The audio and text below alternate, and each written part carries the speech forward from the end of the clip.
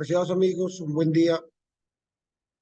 Vamos a construir un modelo de prospectiva sobre una unidad de negocio en la comercialización de un producto, planteando diferentes variables que en la realidad de un modelo empresarial surgirían del estudio de mercado, como es un volumen estimado de ventas, un precio de ventas y un costo variable de cada producto.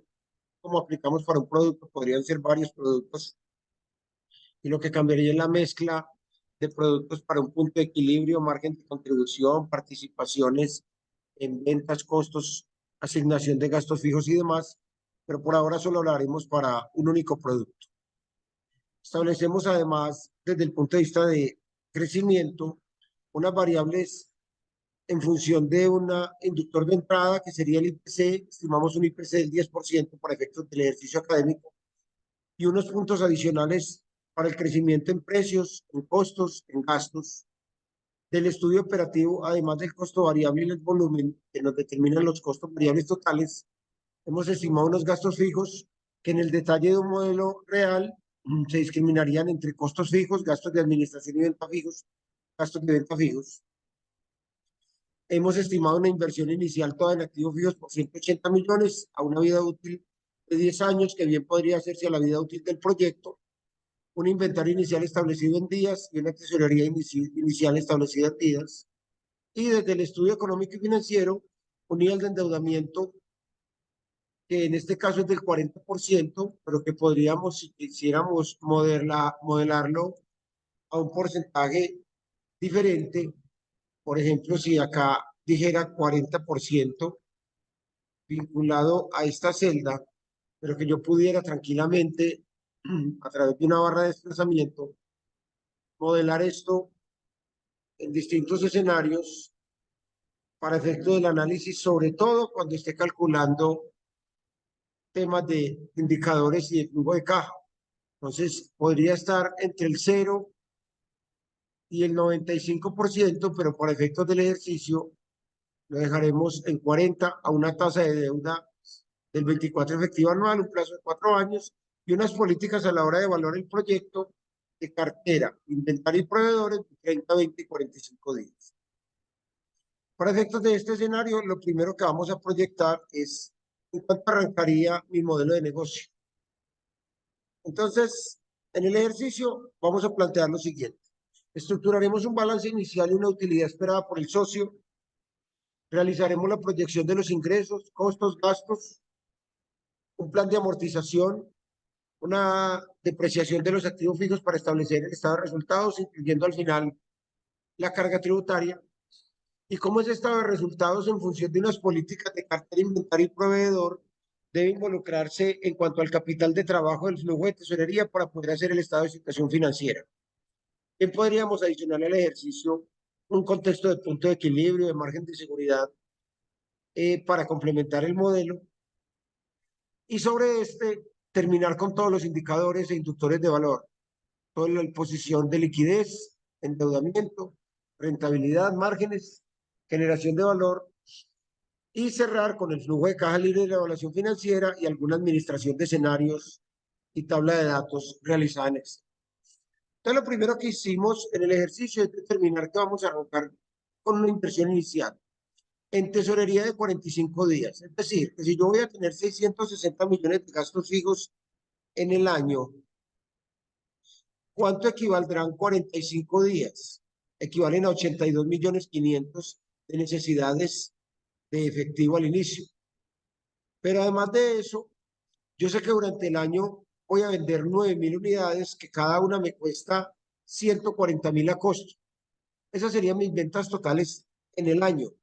Es decir, que si yo calculo el promedio diario, quiero tener un inventario de 15 días, ya sabría cuánto vale el efectivo más el inventario. Y quiero arrancar con unos activos fijos de 180 millones. O sea que mi inversión inicial para arrancar el modelo de negocio es de 315 millones. Si yo hubiera querido tener 30 días de inventario en vez de 15, o 60 días de efectivo en vez de 45, eso me genera un esfuerzo mayor en la tesorería inicial, o al revés. ¿De acuerdo?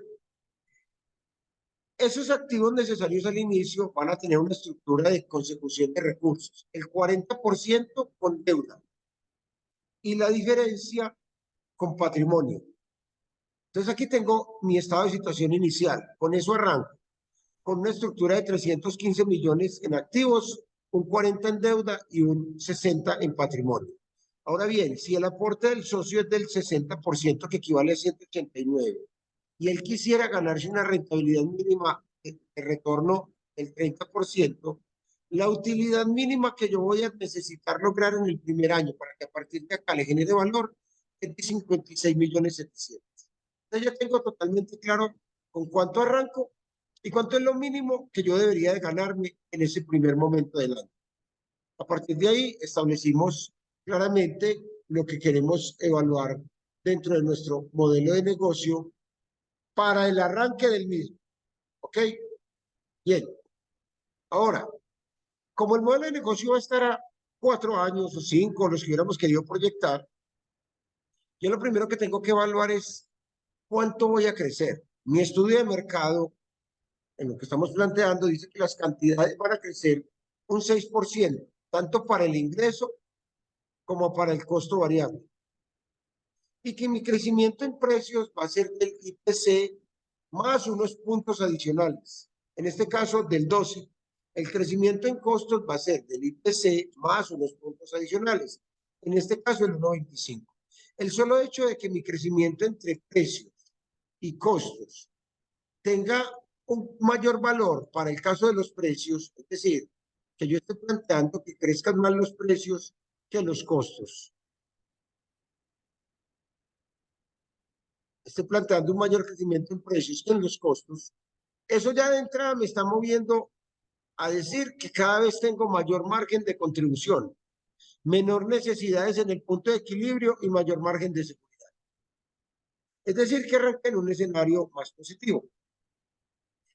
Cuando yo voy a determinar el crecimiento de una variable como los ingresos, primero que todo, si es un solo producto, es el ponderado, es la combinación entre cantidades y precios. Eso ya lo validamos en el total nuevamente. Pero si fueran varias unidades, cada una de ellas tendría que mirar su peso porcentual de participación frente a ese total de ingresos. Cuando yo tengo una única unidad, lo que hago es esto. Cojo el crecimiento en cantidades, más el crecimiento en precios, más el producto de las dos. En este caso, estaría creciendo el 18,72. 6 más 12 más 6 por 12, voy a crecer el 18,72. Ya lo validamos. En cambio, los costos es 6 más 11,25 más 6 por 11,25. Voy a crecer el 17,93. Y para el ejercicio vamos a determinar que nuestros gastos van a crecer un 11,5%. Es decir, que yo voy a tener un crecimiento en precios mayor al crecimiento en costos y gastos. Eso le va a dar mayor bondad financiera a nuestro modelo de negocio. ¿Con cuánto arranco en cantidades en el año 1? Porque el año 0 es el de las inversiones. Arranco en 9,000 unidades. Y esas 9,000 unidades ya dijimos que las íbamos a poner a crecer a un 6%, que es lo que crecen mis cantidades. O sea que yo cada año voy a vender más unidades. ¿A cuánto arranco el crecimiento en precios? Arranco vendiendo a 250,000 y los voy a poner a crecer al 12%. O sea que cada año vendo más caro. ¿Y cómo es el crecimiento en costos? Arranco en 140,000 y lo voy a poner a crecer al 11,25. Entonces cada año también tengo un mayor costo, pero ya sé que traigo un margen entre el 12 y el 11,25. Ahora bien, según eso, veamos solamente por adelantarnos un poquito en el tema de las ventas. En el año 1, si yo voy a vender, ya sé que son 9,000 unidades y cada una me vale 250,000, mis ventas van a ser de 2,250 millones. Pero mi costo van a ser esas cantidades por un costo determinado. Es decir, que mi utilidad bruta, la utilidad que yo logro en el diferencial entre las unidades que vendo a su precio y las unidades que había comprado a su costo, me va a dar 990 millones. Miremos solo para efectos de comprender algo, un ejercicio. Si yo hiciera el año 2, ya tengo un crecimiento. Observen bien. El año 3 sigo creciendo y el año 4 sigo creciendo. Aquí en el gráfico se va generando ese comportamiento entre ventas y costos. Si yo hiciera un análisis en ambos años, si yo dijera, si yo divido el año 2 sobre el año 1 menos 1 y lo expreso en términos porcentuales, acá tengo el 1872 que había establecido acá. Este 1872 de un crecimiento combinado entre cantidades y precios queda validado cuando yo lo hago en el total de las ventas. Igual, si lo hiciera en el total de los costos, costos del año 2 sobre costos del año 1 menos 1, el 1793, que es este que tengo acá, el 1793. Entonces yo puedo hallar el crecimiento o de abajo hacia arriba, cantidades por un lado, costos por otro, o de arriba hacia abajo, total costos, y luego tendría que saber qué fue lo que hizo crecer esas ventas o esos costos y por lo tanto la utilidad y el margen. Ok, ahora bien, proyectamos que tengo unos gastos operativos de 660 millones y que esos gastos van a crecer a, a un porcentaje del 11,50. Entonces también puse a crecer mis gastos. Cuando yo dentro de los gastos aún no he considerado la depreciación, es decir, el reconocimiento por el desgaste de los activos, uso, obsolescencia,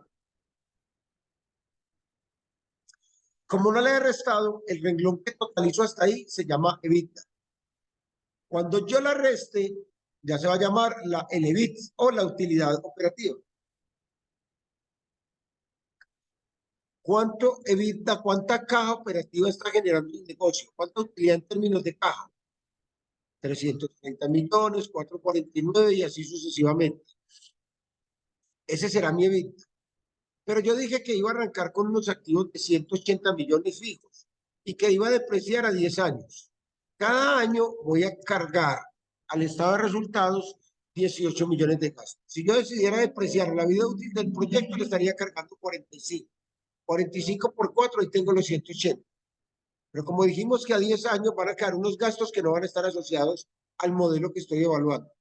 Y por lo tanto, mi utilidad operativa va a quedar en esta medida. Miren qué posibilidad tuvimos de proyectar con cantidades, precios, costos y gastos todo nuestro estado de resultados hasta la utilidad operativa. Ahora bien, cuando arrancamos el modelo de negocio, dijimos que una parte la íbamos a conseguir con deuda. Como vamos a arrancar con 126 millones de deuda, ese es el saldo al final del año 0, ese es el saldo que yo le adeudo al banco. Es decir, que en el año 1 yo arranco debiendo 126, que debería de irlo pagando cada año de manera de que en los 4 años, que es el plazo que estoy estableciendo para pagar esa deuda, lo cubriera. ¿Cuánto voy a ir abonándole entonces cada año a capital?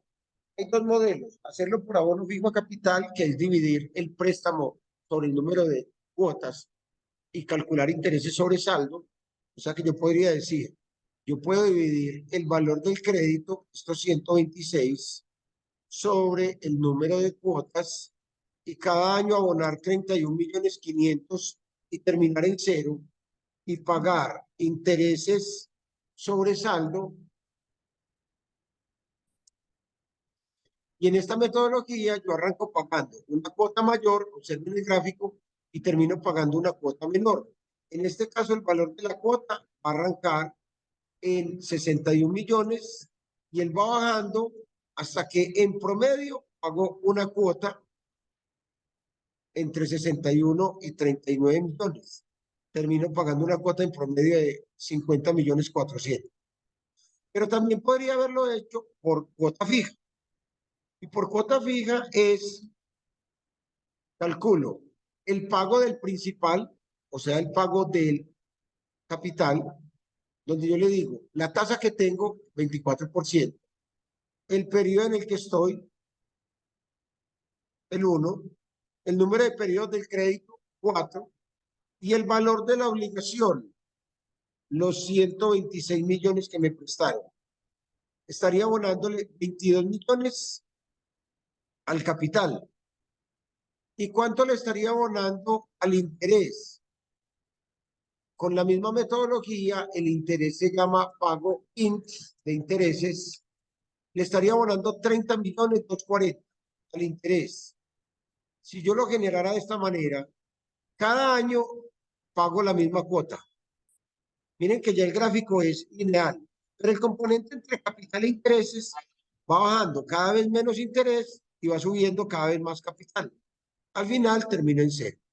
Cualquiera de las dos que yo elija para hacer la tabla de amortización me va a establecer unos gastos financieros. En este caso nos dieron unos gastos financieros de 30 millones, 24, 18, 10. Va bajando porque a pesar de que tenga una tasa fija, cada vez tengo menos saldo de la deuda. Con eso me daría la utilidad antes de impuestos. Sobre esa base vamos a provisionar impuestos, que dijimos que es del 35%. Entonces yo le digo, si esta utilidad fuera negativa, no calcule nada. Pero si es positiva, a esta utilidad aplíquele ese 35 de impuestos para establecer la utilidad neta. Entonces yo pago impuestos en la medida en que la utilidad va subiendo. Veamos acá. Yo en vez de vender 9.000 unidades, vendiera 6.000, puede que me dé pérdida en el año 1. Entonces ahí no causaría impuestos. Me dio negativo. A partir del año 2 que dé positivo, sí lo hago. Por otro lado, si yo no tuviera deuda, si la deuda fuera cero, no tendría intereses. No habría plan de amortización. Entonces, en este caso, el impuesto subiría 109 millones 200. Pero como yo le estoy poniendo una deuda del 40%, voy a tener un escudo fiscal, un beneficio tributario, porque mi interés baja, perdón, mi impuesto baja a 98 millones, ya que mi interés apareció por 30 millones. Y ya tenemos proyectado nuestro estado de resultados. Perfecto. Entonces, en ese sentido, tengo hasta ahí un punto de vista contable de lo que es mi estado de resultados. Contable. No todavía gerencial ni en función de la tesorería ni nos permite calcular todos los indicadores financieros. ¿Por qué? Porque si yo dije que yo voy a tener unas ventas determinadas, aquí están proyectadas, 2.250 millones, que yo voy a tener un costo variable de los productos que compro y vendo, en este caso de 1.260 millones, y que yo voy a arrancar con un inventario inicial que está establecido entre 9.000 unidades que yo vendo a 140.000 en el año y arranqué con 15 días de inventario, 52 millones 500, que si lo recordamos hacía parte de este balance inicial, si yo cogiera aquí solamente los inventarios, sin los activos fijos y la tesorería, tengo los 52 millones 500. Esos 52 millones 500 que hacen parte del balance inicial son este inventario que tengo aquí al inicio. Si yo quisiera trabajar en esto, diría, tú vas a vender 2.250.000 en el año. O sea que si divides esto diario, te darían las ventas día promedio. Y si tienes una meta de 30 días de darle plazo al cliente, al final del año va a haber 187 millones que no recaudaste, que se te quedan en cartera, que te hacen un esfuerzo de caja porque esa plata no entra en el año. Si tú la necesitas para pagar nómina, arriendo, servicios públicos, comprar, pagar al proveedor, te va a generar un esfuerzo de recurrir a ella a través de generación interna de fondos, deuda o de otras fuentes de financiación. El ideal en un modelo de negocio es que la cartera fuera de contado y toda la venta entre. Pero en el ejercicio que estamos haciendo, pusimos que tengo 30 días de cartera. Así como tengo que mantener cartera, también estamos diciendo que de las unidades que yo venda en el año, quiero mantener una existencia de inventario de 20 días. Entonces me va a hacer un segundo esfuerzo. Yo necesitaría un capital de trabajo operativo de 187 millones 500 en cartera y de 70 millones en inventarios. Eso me genera un esfuerzo que se llama capital de trabajo operativo. cuánto tengo que mantener para que la operación esté garantizada y atender la demanda del producto que estoy comercializando. Entonces, ¿yo qué tendría que comprar? Tengo que comprar las unidades que voy a vender. 9.000 unidades a 140.000 pesos, 1.260. Más las unidades con que quiero terminar, menos las unidades con que yo empecé. Ahí me dice cuánto tengo que comprar en el año para poder abastecer, porque los 52.500 los compré el día cero. Si yo tengo que comprar esto en el año, voy a decirle al proveedor que él también me apalanque. Supongamos que me da 45 días. O sea que el proveedor me va a decir, tranquilo que al final del año va a haber 159 millones que usted no tiene que sacar, porque yo le voy a dar un plazo prudente para que usted también me pague. Entonces, del esfuerzo que tengo que hacer entre 187 y 70, él me va a apalancar 159 millones. Por lo tanto, si yo a la cartera le sumo el inventario, eso es lo que yo tendría que tener para operar. Pero si le resto el proveedor, esto es lo que tendría yo que poner de recursos propios de la empresa, porque el resto me lo apalancó el proveedor. En el año cero, solo eran 52.500 de inventario. En el año 1 subía 97 porque ya nace la cartera. O sea que la variación entre un año y otro es la diferencia, 45 millones. Yo tendría que sacar 45 millones para poder atender adecuadamente al final del año mi modelo de negocio. Y así generé mi capital de trabajo, que se iría en el año 2, 3 y 4, con la misma metodología, ya estaría calculando cuáles son mis necesidades de capital de trabajo en cuanto a cartera, inventario, proveedores, la suma y resta del proveedor y la variación de un año a otro. Ahí estaría gestionando mi capital de trabajo. Entonces, es muy importante decir, una cosa es que vas a vender 2.250 y otra cosa es que no te van a entrar 2.250. Una cosa es que te va a costar 1.260, pero también necesita inventario. Por lo tanto, de lo que vas a comprar, tratas de apalancarte con el proveedor. En el ideal, uno quisiera que este KTNO me diera cero, para que todo el capital de trabajo estuviera apalancando el proveedor. Perfecto. Muy bien. Entonces, ese estado de resultados lo volvimos en un modelo de gestión de capital de trabajo. Vamos a ver entonces qué plata entra y qué plata sale. Sabemos que en el año 1 yo arranqué con una tesorería que dijimos 660 dividido en 360 para hacer los gastos diarios por 45. Yo arranqué con una tesorería de 82 millones y medio. Esa tesorería se vuelve en el saldo final, final del año 0. Saldo final del año 0. Pero se vuelve en el saldo inicial del año 1. Y yo voy a tener dos conceptos de entrada año a año. Las ventas que recauden el año y el recaudo de cartera que viene de años anteriores. Y yo voy a tener varias salidas en el año. Las compras que pago en el año, el pago a proveedores, los gastos en efectivo, el pago de impuestos, el pago de la deuda por interés, el pago de la deuda por capital y si distribuyo dividendos. Por lo tanto, mi saldo final va a ser el inicial más las entradas menos las salidas. Y ese saldo final se vuelve el saldo inicial de los años siguientes. Yo podría montar mi estructura de flujo de tesorería de esta manera. Veámoslo.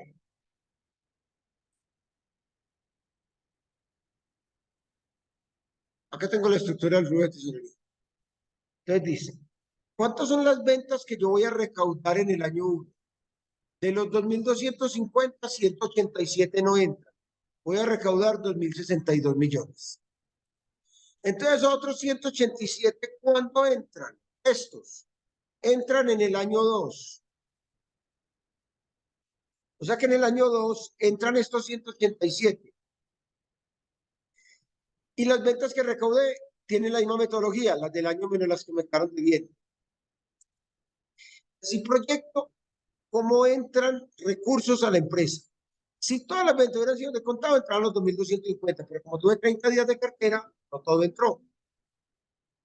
Ya tengo mis entradas. Ahora, mis salidas, compras. Yo sé que yo voy a comprar 1.277, pero me apalanco 159 con el proveedor. O sea que 1.117 es lo que verdaderamente va a salir en efectivo. Estos 159 proveedor, le doy clic al año 0 para que esos los pague en el año 2. Entonces, en el año 2, mis compras es lo mismo. Compras menos lo que viendo, pero pago los que traía. Ahí voy ajustando paso a paso la operación. Ahora, de los gastos en efectivo, proyectamos en el año 1 660 millones, pero los pusimos a crecer, de acuerdo a una variable. El único gasto que no va a mover efectivo de este PIG va a ser la depreciación. Ese no genera salida de caja. Entonces tengo el efectivo. Se va a afectar por los gastos operativos que tengo. Arriendos, salarios, servicios públicos, mantenimiento, seguros diversos, marketing y otros gastos asociados al modelo de negocio. Impuestos. Yo ya tengo proyectado unos impuestos al final del año en el estado de resultados de 98 millones. Pero vamos a partir del supuesto de que yo no los voy a pagar en ese año, sino al siguiente. Entonces le voy a dar clic al año 0 para que estos impuestos del 98 los pago al año siguiente. Los causo en el año actual, pero los pago al año siguiente. Eso va a implicar que en el balance deben quedar a corte del final del año.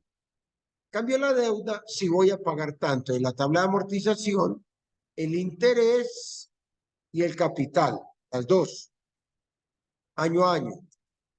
Y lo que vamos a dar pendiente para el modelo de negocio, una vez se termine, es los dividendos, porque vamos a evaluarlos en función si nos queda flujo de caja libre o no. Entonces miren que yo ya tengo el flujo de tesorería y arrancando con 82 millones, termino con 1.481. ¿Qué ocurre? Que se puede observar acá cómo hay entradas y salidas año a año.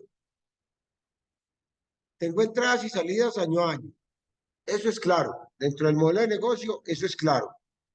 Me está generando entradas y salidas de recursos. Y cada vez son mayores, pero también cada vez son mayores el diferencial que va a generar. En un instante, cada vez ser mayor el diferencial que va a generar. Esas entradas y salidas de los 5 años que me generó acá mi modelo de negocio, estas, lo más importante no es poder tener claridad de que cada año tengo mayores entradas y que van creciendo dentro del flujo de efectivo, sino algo que se va a volver muy importante en este modelo de negocio y que ya verán cuando hagamos el análisis la relevancia que toma. Y es que este saldo final está creciendo demasiado. Ese crecimiento del saldo final va a ser un efecto, y es que, por ejemplo, si yo lo dejara de esta manera, mostrando el crecimiento del saldo final, como se viene dando periodo a periodo, vámonos por acá,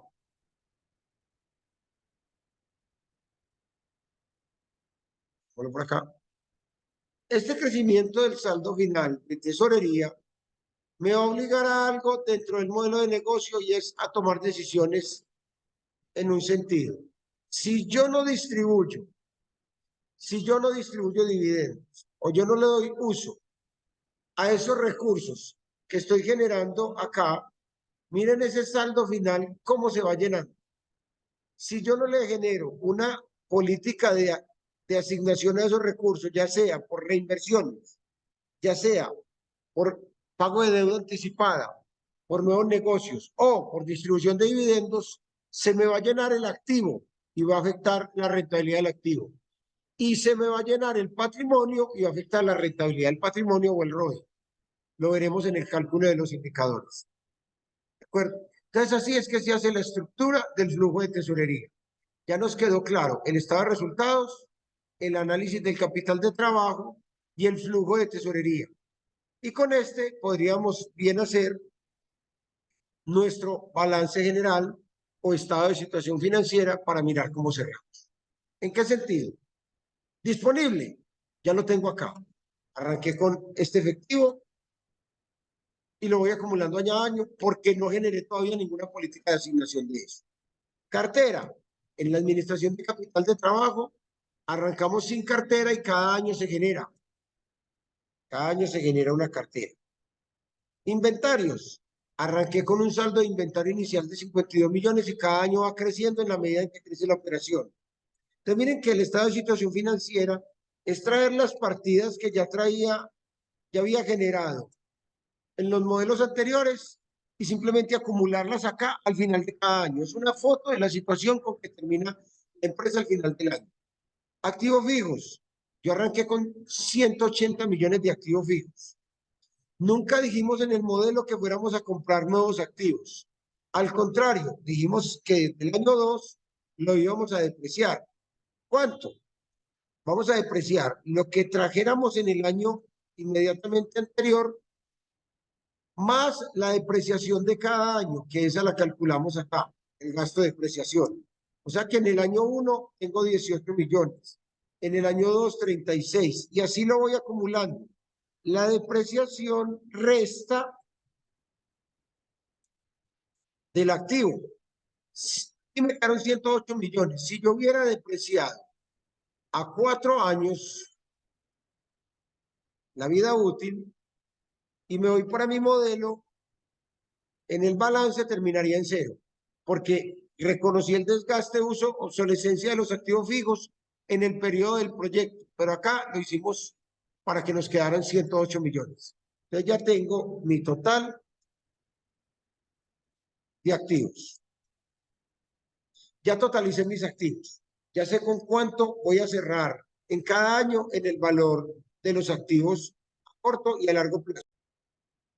Correcto. Ahora bien, ya tengo los activos, hagamos la fuente de financiación. ¿Cómo me apalanqué con terceros y cuánto fue el aporte y las utilidades que se van quedando para el socio? Proveedores, es el que me suministra la materia prima del negocio. Por acá dijimos que los proveedores en el modelo eran 45 días. Con los 45 días, calculamos en el capital de trabajo los proveedores año a año. Vamos acá. Ojo el año cero para que cuando arrastre, él me coja el proveedor de todos los años. Impuestos por pagar. Me voy para el estado de resultados y acá tengo los impuestos. En el año cero todavía no hay operación, pero si arrastro, ya tengo los impuestos por pagar. Y obligaciones financieras. Cuando yo cogí las obligaciones financieras en el año cero, yo dije que en el año 1 iba a pagar 22 millones de capital. Eso se convierte en el saldo a final del año cero a corto plazo. 22 millones. El resto es a largo plazo. De los 27 en adelante, si lo hiciera 4, 5, varios años, es a largo plazo. Totalicemos acá. Totalizo acá. Y sumo el total pasivos. Miren que en el año cero tengo los 126 millones del pasivo. Solo que quedó una parte a corto que cada año va cambiando dependiendo de lo que yo abone al año siguiente. En el año 4 ya no tengo deuda porque la pagaba en 4 años. Y a largo plazo, en el año 3 ya no tengo deuda a corto plazo, ya lo que queda es a largo. Y así llegó el total de mis pasivos en la estructura, proveedores, obligaciones financieras a corto y largo y los impuestos. Y la última parte, ¿cuánto me dará? Porque yo necesito que si cojo el patrimonio y el pasivo, eso me dé igual a los activos. O sea que yo necesitaría que esta celda en todos los años debe dar cero, esta, como control. Pero yo digo, yo arranqué con un capital inicial de 189 millones. Eso nunca cambió, 189 millones. Por lo tanto, mi patrimonio en el año cero era solo ese aporte. Miren que ya cuadré el año cero. Ahora, ¿cuánto me gané de utilidades en el año 1? Me voy para el estado de resultados.